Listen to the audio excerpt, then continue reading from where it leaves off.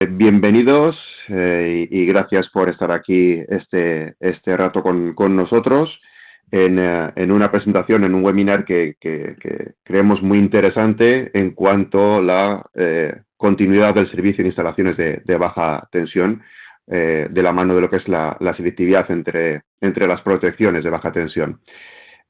Os voy a pasar ahora mismo con Josep Borrell, quien es nuestro responsable de producto de todo lo que es la parte de breakers, de interruptores de baja tensión y Application Specialist en ABB, para que os pueda alumbrar en ese sentido.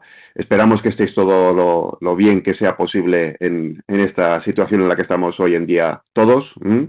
Y que esto sea de mucha utilidad para vuestro negocio. Sin más, os doy paso ya con Josep. Josep, cuando quieras, gracias. Sí, hola, bienvenidos a todos, a todas. Gracias, Pedro, por la introducción. Efectivamente, durante los próximos minutos conmigo vamos a revisar uno de los temas quizás más interesantes a la hora de hablar de protecciones eléctricas, y veréis que tocaremos temas vinculados a la continuidad de servicio, a la filosofía de diseño de una instalación eléctrica a la hora de determinar qué cargas pueden ser críticas, qué partes de nuestra planta o de nuestra instalación no deben bajo ningún concepto quedarse desatendidas, etcétera. Todo esto, además de los dispositivos auxiliares como pueden ser UPS, etcétera, entraremos en unos conceptos como son el concepto de la selectividad y el backup, para ver cómo nos pueden ayudar a mantener esa continuidad de servicio que estos últimos días se ha demostrado tan necesaria en instalaciones que han podido ser críticas, como por ejemplo hospitales o plantas de producción, etcétera, etcétera. Pero es un concepto, son dos filosofías de diseño de las instalaciones eléctricas que nos pueden proporcionar, como ahora veremos, distintas ventajas e inconvenientes que hay que tener en cuenta. Si empezamos por los conceptos básicos, ¿qué es la selectividad? De selectividad y de backup podríamos hablar durante horas o días, dependiendo del nivel de interés de cada uno, pero básicamente el gran concepto de la selectividad, o también podréis encontrarlo alguna vez como discriminación, es un tipo de coordinación entre dos o más dispositivos que se encuentran en serie, dos dispositivos de protección que se encuentran en serie. En este caso, cuando hablamos de selectividad y vemos en un circuito, por ejemplo, el interruptor automático ubicado en la posición A, es el que vamos a hablar del interruptor que está ubicado en la parte de alimentación del circuito, y los dispositivos B y C son los interruptores del lado de las cargas, más cercanos siempre a las cargas, aguas abajo del interruptor de cabecera, que es A. Pues bien, cuando hablamos de selectividad, es qué tipo de coordinación a nivel de protecciones me proporcionan estos dos dispositivos en serie, ya sean A y B y A y C, en cualquier caso, ¿de acuerdo? Porque en función de su selección, el tipo de dispositivo de interruptor automático de protección que ubiquemos en cada punto del circuito, tendremos una forma de reaccionar del circuito distinta en cada caso. Bien, si ponemos un ejemplo, este circuito donde hay varias cargas que cuelgan de un interruptor de cabecera, cuando un circuito o una instalación decimos que proporciona selectividad, en el caso de una falta, ya sea de una sobrecarga o cortocircuito, solo si esta instalación es selectiva, solo actuará la protección aguas abajo, y por lo tanto solo actuará la protección aguas abajo en la rama en la que se ha producido la falta. ¿Eso qué implica? Lo veremos un poco más adelante. Podemos compararlo con el caso opuesto, que es qué pasa cuando una instalación no es selectiva o cuando no existe selectividad en esta instalación. Ante esta misma falta, si no tenemos selectividad en la instalación, ambos interruptores, tanto el de cabecera como el de el aguas abajo, van a disparar por culpa de esta falta en esta rama. Esto implica que efectivamente nos vamos a quedar sin servicio en toda la instalación al actuar el interruptor automático de cabecera. Esto es un caso ejemplo de falta de selectividad entre protecciones, ¿sí? Entonces, toda la instalación queda efectivamente fuera de servicio. Por lo tanto, la selectividad es una filosofía de protección del sistema eléctrico. ¿Qué nos proporciona la selectividad? Pues básicamente el hecho de que nuestros dispositivos de protección estén coordinados y sean selectivos entre ellos, nos permite varias ventajas. Reducimos el estrés, prevenimos daños a la instalación y sobre todo minimizamos el área afectada y la duración de la interrupción de la alimentación de la red eléctrica. ¿Por qué? Porque somos capaces de sectorizar la falta actuando solo las protecciones que están vinculadas en la rama afectada por la falta. Esto nos implica que hay una dualidad. Necesitamos elegir o tenemos que tener en cuenta qué implica. Si implica que el interruptor de cabecera, si estamos buscando selectividad entre dos protecciones, el interruptor de cabecera que teníamos actualmente en la rama anterior, para poder tener una instalación selectiva, significa que ante un caso, como veíamos antes, si me permitís volver atrás en el caso donde sí tenemos selectividad, ante el evento de un cortocircuito, por ejemplo, solo debe abrir el interruptor aguas abajo. El interruptor aguas arriba debe permanecer cerrado aún y haber visto una corriente de cortocircuito X en sus terminales. Es una condición sine qua non que este interruptor, por lo tanto, sea capaz de soportar una corriente de cortocircuito determinada sin abrir inmediatamente. Esto es muy importante porque este interruptor, por decirlo de alguna forma, será un interruptor de disparo lento para poder ser el interruptor aguas abajo el que interrumpa la corriente de cortocircuito y dejando así el resto de la instalación con servicio. Por lo tanto, existe un compromiso entre la velocidad de disparo, ser rápido, reducimos los daños en la instalación, extinguimos rápidamente la falta cuando se produce, pero esto será más vinculado en las instalaciones donde tenemos selectividad a los interruptores automáticos más cercanos a las cargas. Por contra, el interruptor automático de cabecera deberá ser capaz, para poder tener una instalación selectiva, de proporcionar un tiempo de espera X. Obviamente, el interruptor de cabecera debe disparar si el tiempo, por lo que sea, el interruptor de aguas abajo no lo hace por alguna razón, debe ser capaz también de interrumpir esta falta en pasado un cierto tiempo. Por lo tanto, es un compromiso entre la velocidad de disparo rápida de los interruptores automáticos aguas abajo más cercanos a la carga y la capacidad de mantener o de soportar una corriente de corto sin disparar durante un tiempo X de los interruptores automáticos de cabecera. Esto, obviamente, nos proporciona un gran valor, que es sobre todo la continuidad de servicio. A mejor selectividad, mejor continuidad de servicio en instalación. Por total, como decíamos, y también mayor reducción de los daños, porque afectamos solo a las ramas, interrumpimos solo las ramas afectadas y evitamos paros intempestivos, por ejemplo, de motores que podrían estar con mucha inercia, etcétera, etcétera. Con lo cual, ¿cuál es el propósito principal de la selectividad? Pues la coordinación entre dispositivos de protección es fundamental, tanto por razones técnicas, para evitar daños a la instalación, como comentábamos, el caso típico de procesos que no pueden quedarse sin alimentación porque tienen mucha inercia o porque podemos generar problemas mecánicos ante una falla o una parada intempestiva, como también por razones económicas. Obviamente, si tenemos una planta de procesos donde que dispare uno de los interruptores automáticos de una de mis 8 líneas de producción, me interesa que realmente solo pare esa línea de producción y no me pare las 8 o las 7 líneas restantes.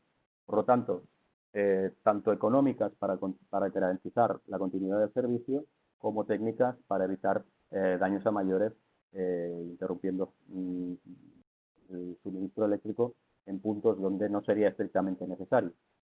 Preservamos la continuidad del servicio, mitigamos los efectos de una falta y garantizamos la calidad de red al resto de la instalación, y proporcionamos una rápida identificación, esto también de cara a el mantenimiento o la puesta en marcha otra vez de la instalación. Es muy interesante poder sectorizar, la sectorización que nos facilita cuando tenemos una selectividad entre dispositivos, enseguida detectamos dónde se ha producido esa falta y podemos actuar para subsanarla mucho más rápidamente que si se nos ha caído toda la instalación y hay que ir uno a uno comprobando las distintas ramas. Con lo cual, las ventajas de la selectividad son notables, pero si vemos cómo la define la norma, el concepto de selectividad está definido también por la norma, por la 947, que es la que define las reglas generales del equipamiento de baja tensión, y la define como que el disparo por selectivo es la coordinación entre las operaciones de dos o más componentes cuando esta sobrecorriente, una sobrecorriente también en el entendido de una sobrecorriente extrema de un cortocircuito, se establece dentro de los límites. Hay uno de estos dispositivos que está destinado a operar dentro de estos límites, mientras otros están destinados a no disparar. ¿De acuerdo? Es decir, para que podamos tener selectividad, deberemos incorporar un dispositivo, repito, que en este caso un interruptor automático, que no sea, que me permita la realización de selectividad, que me permita ver corriente de corto sin disparar, esperando a que sean las protecciones aguas abajo las que lo hagan.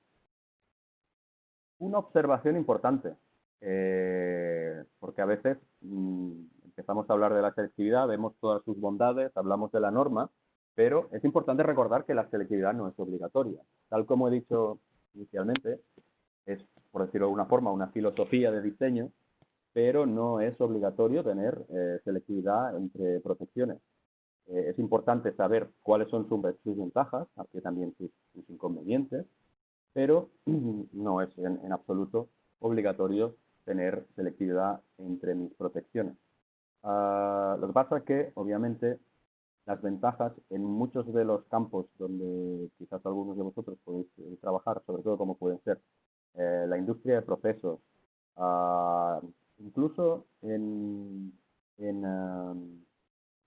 ámbitos donde el acceso a los recambios es limitado, como puede ser, por ejemplo, el naval.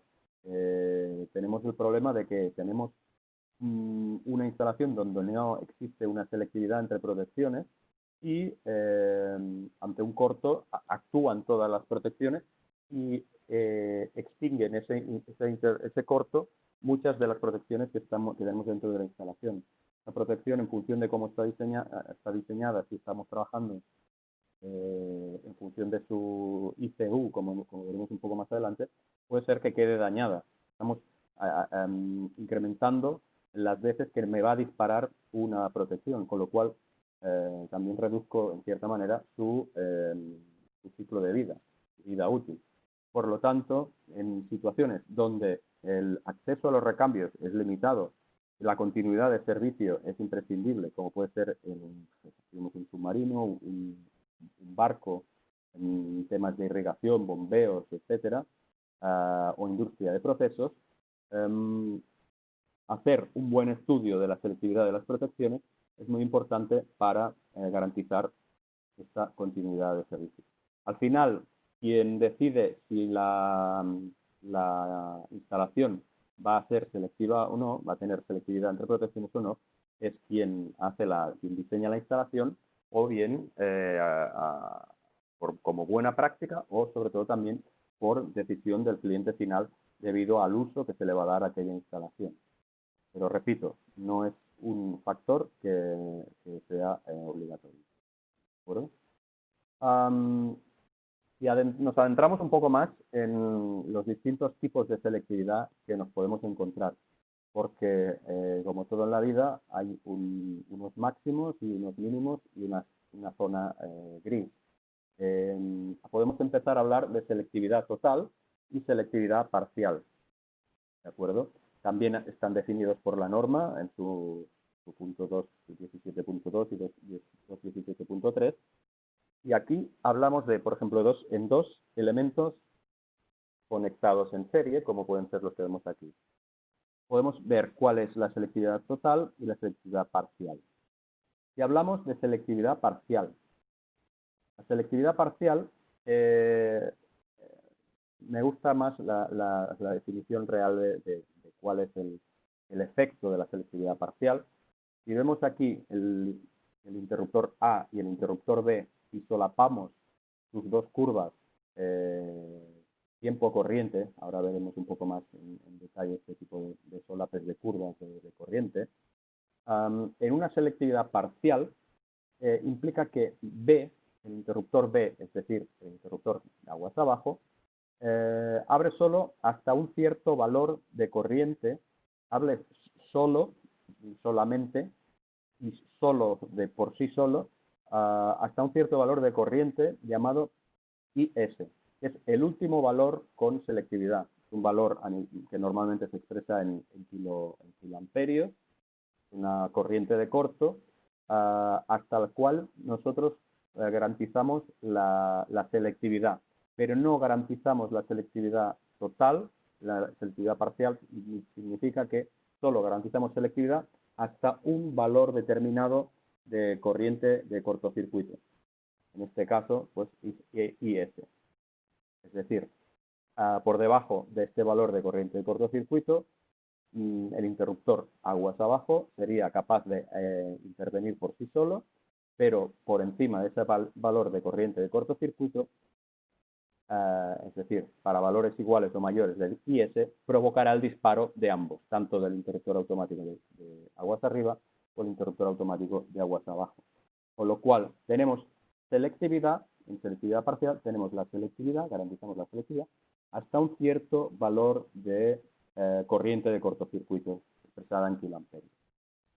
Por contra, la selectividad total, aquí sí que nos encontramos en otro caso, donde B, el dispositivo aguas abajo, dispara para todos los valores de corriente menores o iguales a la corriente máxima de cortocircuito. Es decir, fijaos que aquí las dos curvas no se solapan en ningún momento, por lo tanto, para cualquier valor de corriente de cortocircuito y tiempo, siempre me voy a encontrar primero la característica de disparo del interruptor B, por lo tanto, este interruptor va a ser más rápido a la hora de disparar que el interruptor A.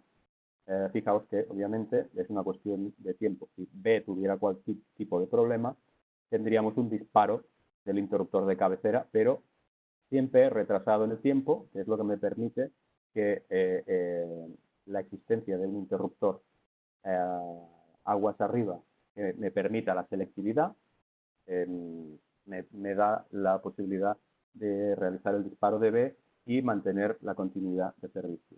¿Sí?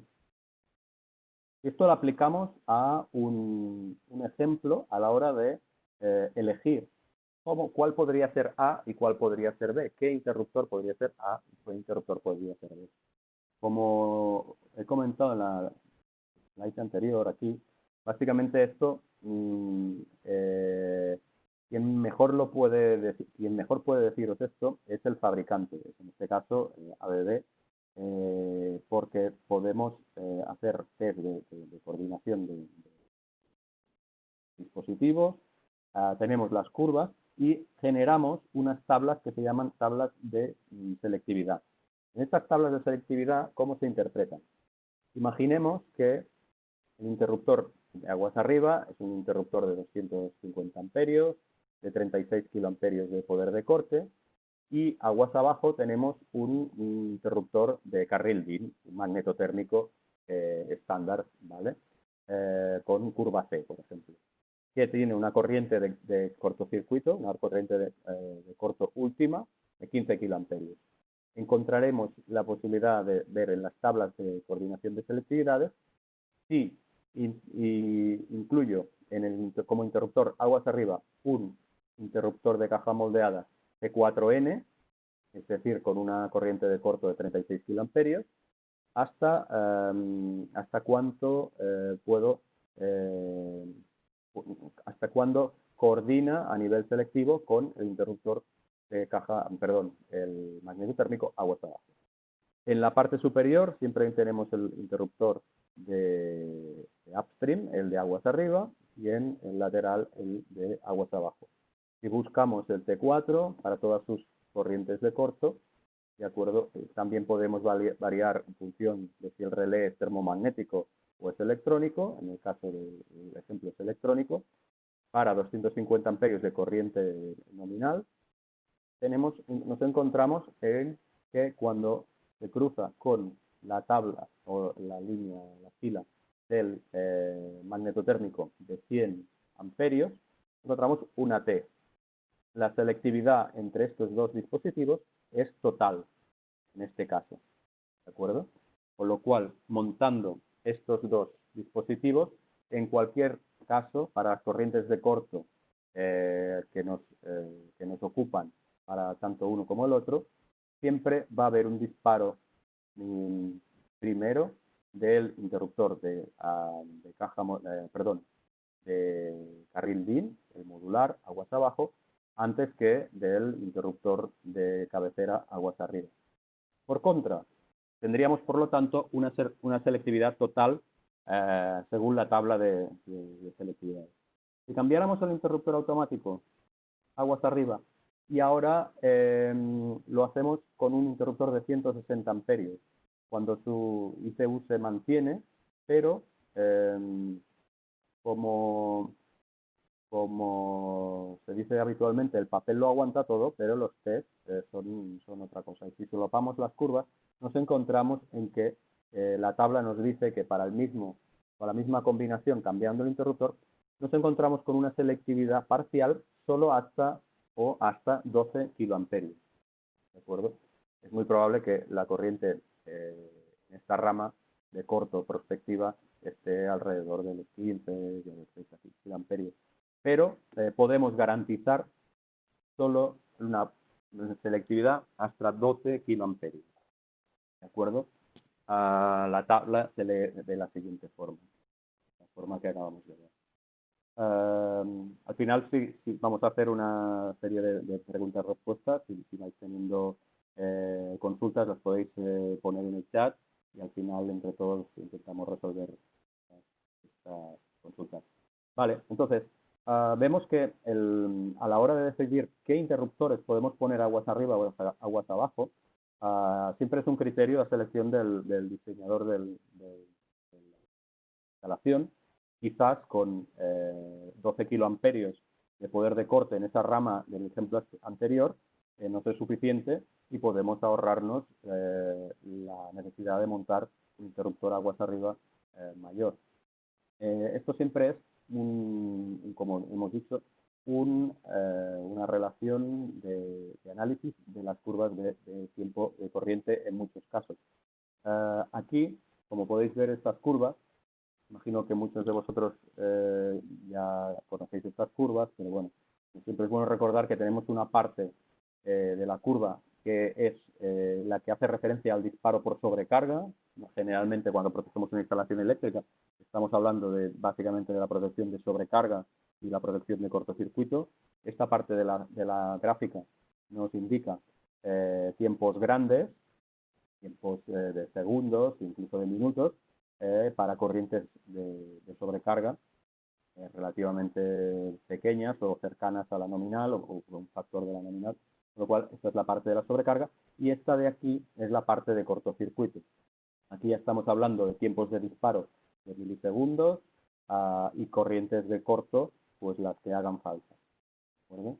Entonces, aquí nos interesa siempre tener en cuenta cuando vamos a hablar de la selectividad de tiempo y corriente, como sería analizando simplemente esta curva en función de una corriente determinada, qué tiempo de disparo nos va a dar, pero a veces también nos interesa hablar de la selectividad a nivel de energía y tiempo, cuando ya estamos viendo que se nos solapan las curvas de cortocircuito. ¿Vale? ¿Por qué? Pues porque tan importante como es el valor real de la corriente de cortocircuito, es sobre todo también muy importante cuando estamos analizando un evento de cortocircuito, cuál es la energía pasante que nos permite pasar, valga la redundancia, las protecciones de este circuito. Para esto tenemos un tipo de interruptores automáticos que son específicos para evitar que la corriente de corto y por lo tanto la energía pasante se nos disparen en exceso, porque al final es lo que me genera los daños serios en la instalación. Aumentamos las temperaturas, llegamos al fundido de los materiales, un drama. Vamos. Con lo cual, los interruptores automáticos limitadores de corriente son aquellos interruptores automáticos de protección que tienen un tiempo extremadamente rápido, son muy nerviosos, por decirlo de alguna forma. Son interruptores que limitan la corriente de corto para evitar que ésta llegue a su máximo pico. Este gráfico es muy representativo y esta fuera es la corriente prospectiva de cortocircuito que tiene, por ejemplo, nuestro transformador, la capacidad de corriente de corto que puede generar. Podemos compararlo con la curva de corriente limitada por el interruptor automático. Son interruptores automáticos los limitadores que tienen un tiempo de disparo muy bajos, con lo cual nos limitan mucho la capacidad de transmitir energía de los interruptores automáticos. En este caso, no nos aplicaría la curva de tiempo corriente porque realmente son interruptores de un disparo muy rápido, con lo cual esto ya nos indica que no nos van a funcionar nunca si los ubicamos un interruptor automático limitador como un interruptor automático de cabecera en la posición A. ¿De acuerdo? ¿Por qué? Pues porque, tal como he dicho, son interruptores de disparo muy rápido que no están pensados para soportar corriente de corto durante un tiempo esperando a que las protecciones aguas abajo actúen, sino que son interruptores que generalmente se asocian mucho a las cargas, porque son interruptores que protegen las cargas porque disparan muy rápido, con lo cual siempre van a estar ubicados en las posiciones B y C. ¿De acuerdo? En el lado de carga, un interruptor limitador reduce la energía pasante a un valor menor que la energía de disparo del interruptor del lado de alimentación. Es decir, va a estar siempre, debería estar siempre ubicado cerca de las cargas si queremos selectividad. Si queremos selectividad, siempre recordarlo. El valor selectivo último lo proporcionamos los fabricantes, un poco como lo que mencionábamos antes en el ejemplo de la selectividad parcial y podemos, en nuestras tablas de coordinación, facilitamos los valores valores selectivos últimos entre dos dispositivos. ¿Sí? Entonces, hemos visto que las curvas son importantes a la hora de decidir si dos dispositivos son selectivos o no entre sí. Aquí es donde entra en juego una característica de los interruptores automáticos que probablemente conozcáis. Intentáis seleccionar un interruptor automático, sobre todo básicamente con relés electrónicos, que ya nos proporcionan una mayor precisión de ajuste. Nos encontramos en que muchas veces podemos elegir un interruptor que me dé tres tipos de protecciones. La protección L, que es la protección de sobrecarga, esto no tiene ningún secreto. La protección I, que es la protección instantánea de cortocircuito. Pero también muchas veces, en el caso de mencionamos la protección S, Es la protección selectiva. Ese interruptor me da protección L, me da protección S, que actuaría en esta zona intermedia, que es generalmente donde podemos jugar a la hora de ajustar nuestros interruptores automáticos para que, ajustando sus parámetros de disparo, puedan ser selectivos entre sí. ¿Vale? Es la protección S, la zona selectiva de disparo. Pues, ¿cómo lo podemos hacer? Veis aquí dos curvas. Ahora veremos con un programa que ya se llama Curves, que me permite también jugar con los ajustes y ver las curvas de disparo.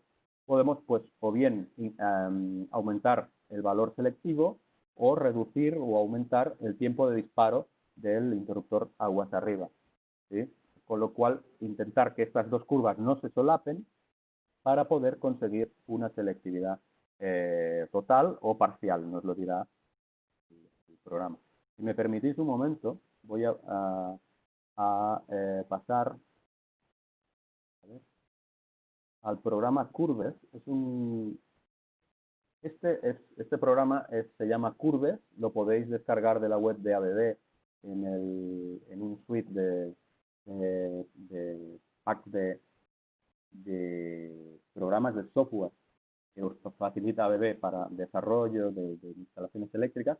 Y aquí podéis ver que podéis montar, pues, desde cajas moldeadas, etcétera, interruptores de carril DIN en función de su valor, etcétera. También fusibles, incluso poner algún cable, podríamos, para ver si realmente protegemos el cable con las protecciones, etcétera. Interruptores de baja tensión. Aquí he ubicado, por ejemplo, ya para este ejemplo, un interruptor de caja moldeada de 630 amperios, un T5, y un interruptor de bastidor abierto E2.2 de 1000 amperios. Josep, perdona un momento. ¿Te parece, antes de que sigas con la explicación del Curves, que les lancemos un par de preguntitas que tengo aquí preparadas a la gente? Sí, un par de minutitos, así también les damos ellos la posibilidad un poco, ¿vale? Tendréis seguramente en pantalla dos preguntas muy simples, un poquito para tener vuestro feedback sobre la temática. Y así también, además, si tenéis lo que es dudas con lo que está comentando Josep, las podéis escribir ya sea en el chat o en la parte de preguntas y respuestas o Q&A, depende si lo tenéis en inglés. Y así, en cuanto termine Josep, las podemos ir organizando para que las responda, ¿vale? Un minutito para que le deis un poco de feedback en este pool que os hemos puesto, en esta pequeña encuesta, y Josep sigue explicándoos las opciones, las herramientas. Gracias, Josep.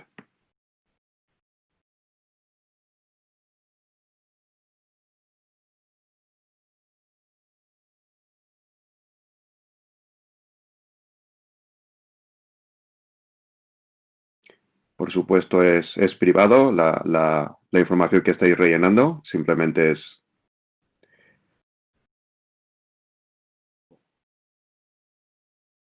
Vamos a dejar minuto y medio.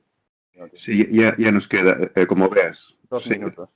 Sí, según pone aquí, nos quedan 40 segundos.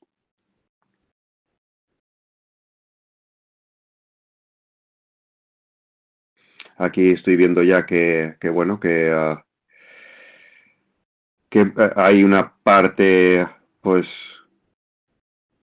aproximadamente de un 25% por ahora que lo aplica lo que es la parte de selectividad en buena parte de sus proyectos. Algunos lo hacen puntualmente, de los que están respondiendo por ahora. Y por lo que veo está bastante igualado en cuanto a que vendría bien un poquito más de información y herramientas como la que estás enseñando al respecto para poder aplicarlo. Perfecto.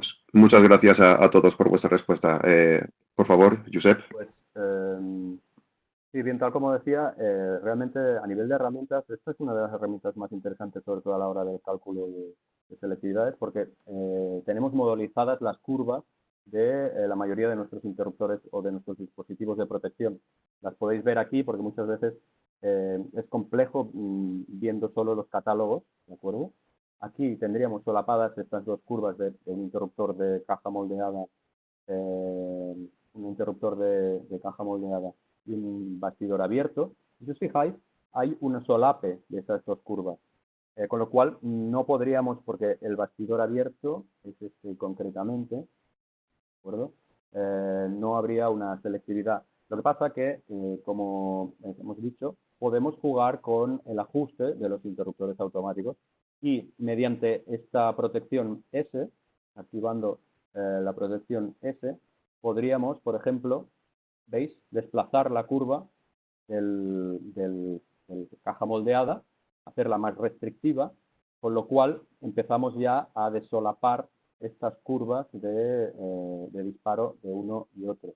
Aquí podemos simular los ajustes.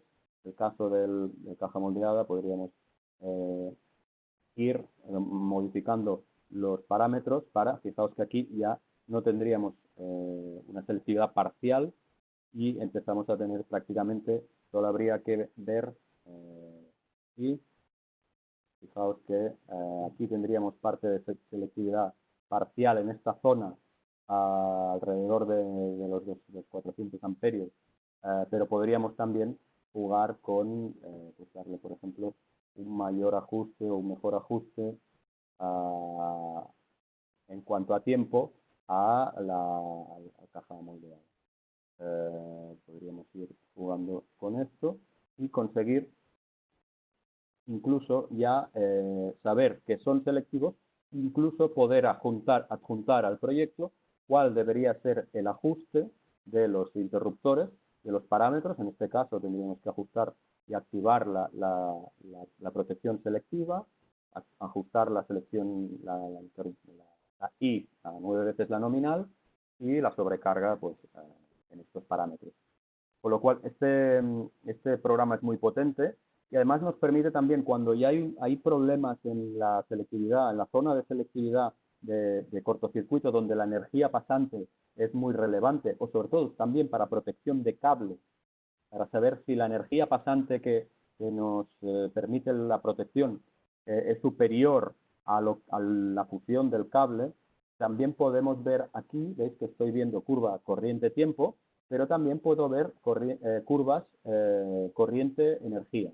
¿Vale? No son muy relevantes aquí para estos dispositivos, pero aquí también podría ver cuándo se cruzan o cuándo no se cruzan, sobre todo también, como digo, para corrientes para protecciones de cable, etcétera, etcétera.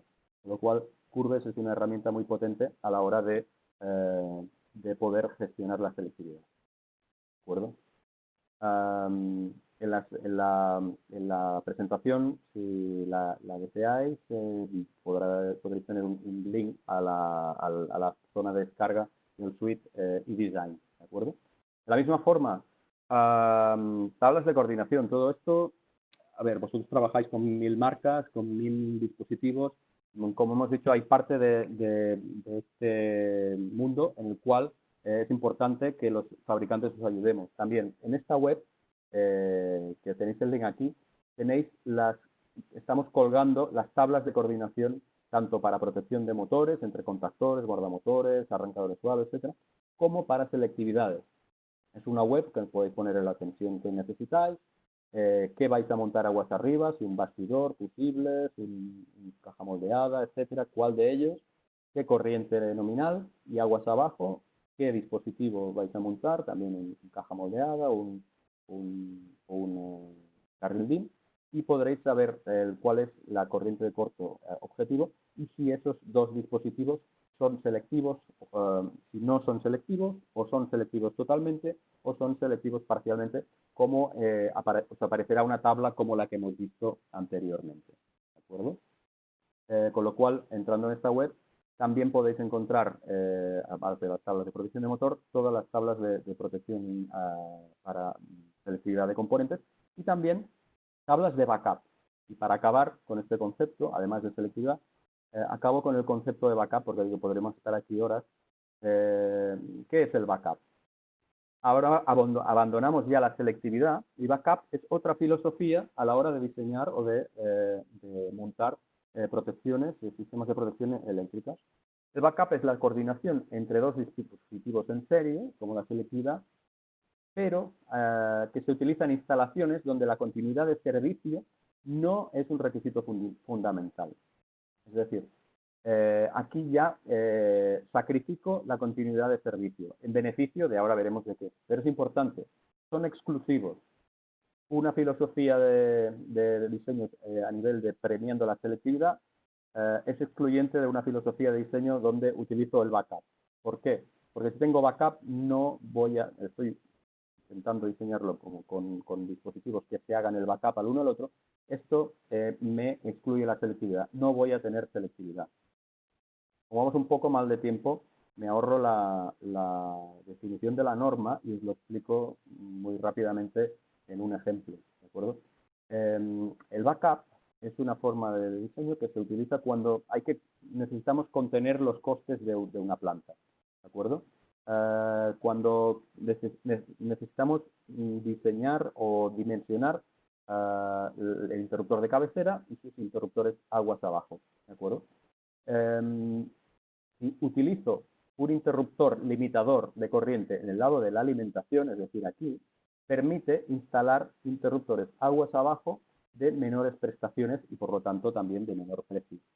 Pero como he dicho anteriormente, cuando tengo un interruptor automático limitador como cabecera, ¿qué es lo que tengo? Tengo un disparo muy rápido ante corrientes de cortocircuito.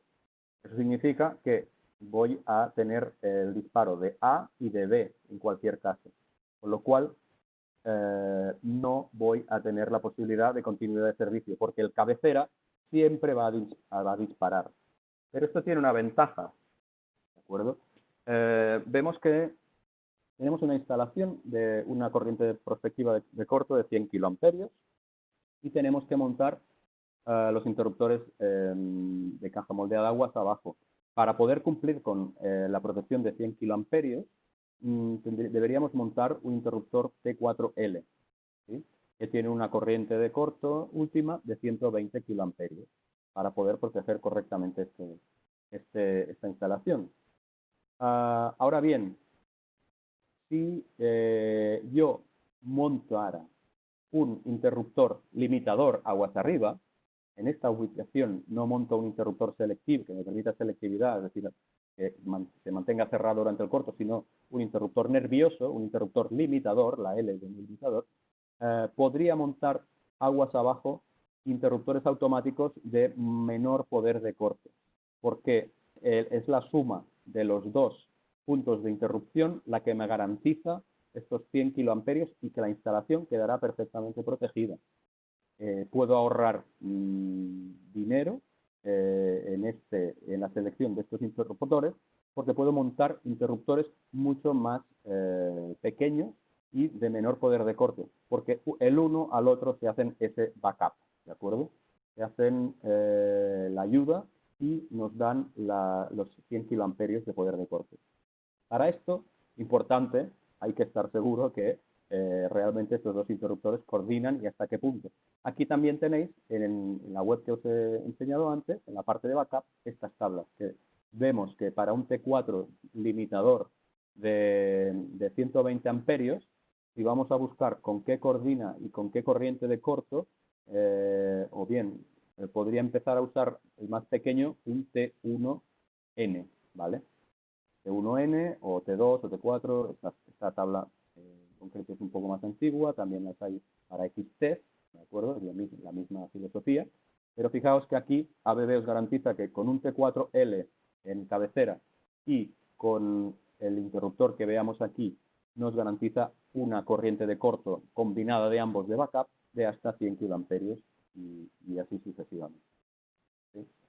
Con lo cual podríamos montar T1 aguas abajo, pero claro, aquí es como comentábamos antes, aquí sacrificamos la continuidad de servicio, porque ante un evento de corto en cualquiera de los puntos de la instalación, vamos a tener una interrupción de todos, vamos a dejar toda la instalación sin alimentación. Es otra filosofía exclusiva a la selectividad, pero es una filosofía también perfectamente válida cuando tenemos claro qué queremos proteger y cómo va a reaccionar nuestra instalación, porque muchas veces es más que suficiente un trabajo mediante la coordinación vía backup de los interruptores. Repito, en esta página tendréis tablas tanto para selectividad como para backup, como para protección de motores, nivel de protección de contactores, etcétera. Vale, pues con hasta aquí mi charla. Si queréis pasamos a las preguntas y las respuestas. No sé si ha habido algún tema. Sí, sí. Tenemos, sí, a ver, es un tema espeso e importante porque es bastante diferencial a la hora de diseñar instalaciones eléctricas, desde luego.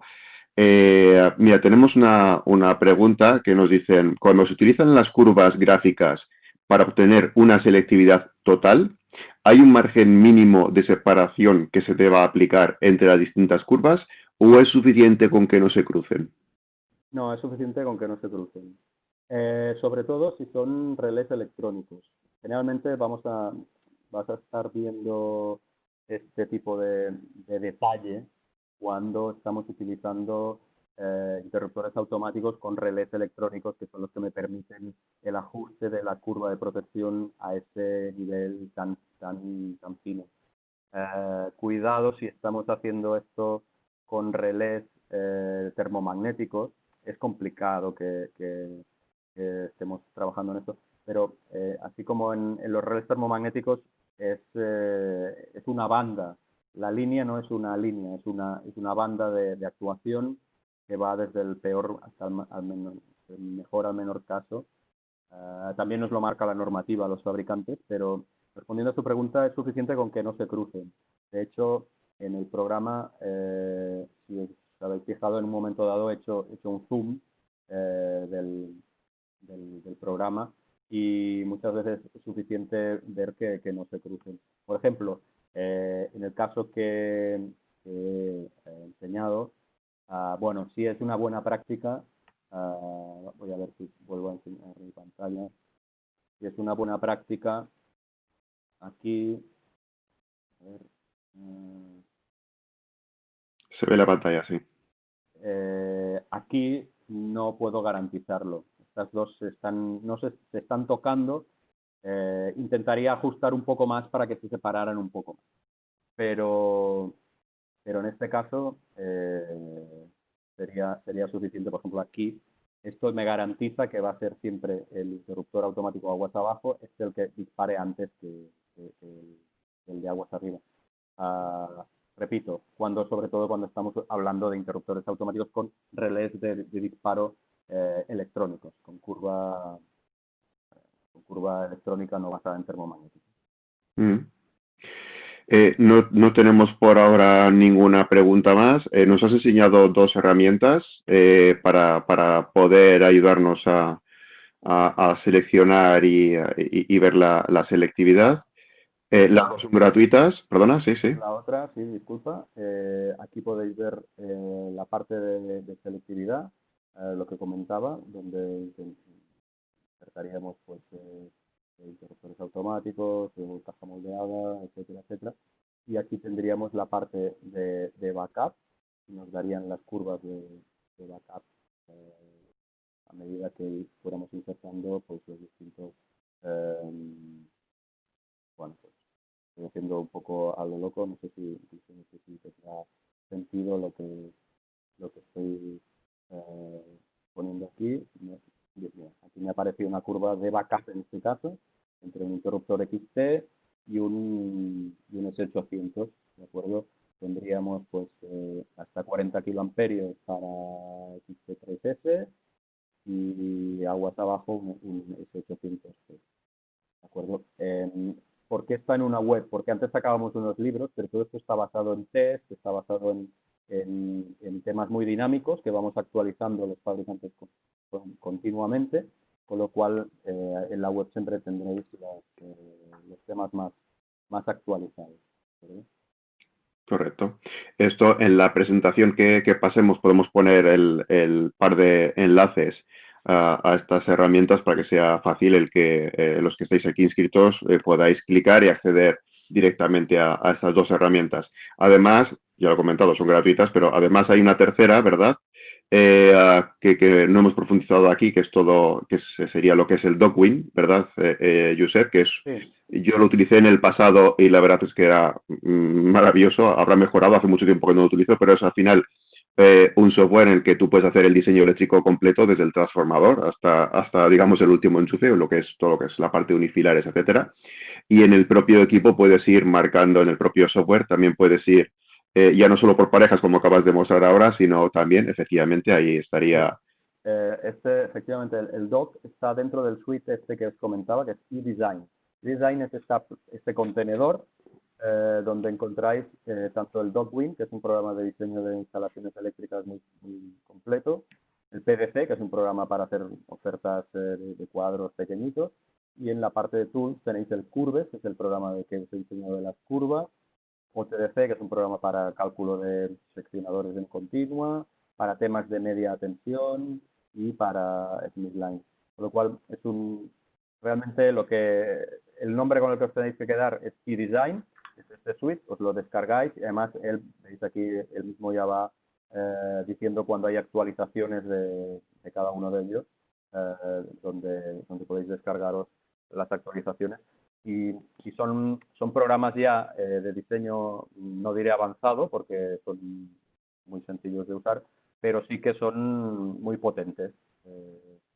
Quizás son más desconocidos por eso, porque es una potencia y la gente cree eh, que quizás no los va a poder necesitar en su día a día, pero por ejemplo en el Curves para ver una pequeña selectividad entre dos dispositivos, entre dos curvas, en lugar de, y muchas veces lo hago, en lugar de mirarme las curvas que vemos en el catálogo y ver, es mucho más sencillo buscarlas en el programa, buscar los dispositivos y ver si solapan o no solapan, incluso cuál puede ser su ajuste. Con lo Mm, cual las opciones son varias. Sí, sí.